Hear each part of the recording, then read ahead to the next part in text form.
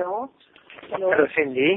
Oo. Hi, Kay. Nakorek na yun. Oo, in-email ko na kay Malin. Kanina pa.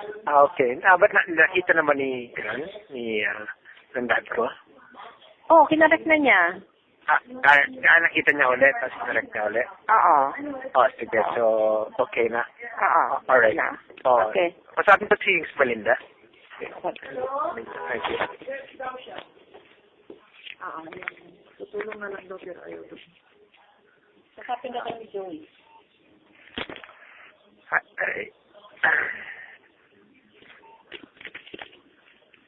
Oo. Sige, okay. Sige po. Sige po. Hello? Melinda? Ah. Linda, Joey? Oh, so okay na yung papapirma niya kay Gonzalo, ay kay Mendoza?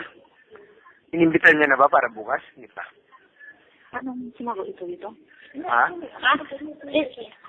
Nasaan na yung kay Joey? Di ba binigay mo kanina? Oh, Sabi niya. Wala naman siyang instruction. oh, so isipin okay na yan. Hindi, padala na daw. Di ba nandyan na? Wala pa. Yeah. Okay, okay. No, but important. Padala na raw kay Joey. Hindi. Melinda, sabi niya pagkatapos na ayos na yung sulat, sabi niya sa akin, iimbitahin niya daw si General Mendoza or Secretary Mendoza sa bahay. Almusal bukas. Ay, almusal bukas. Oh, so paalala mo lang sa kanya. Wala na siya eh.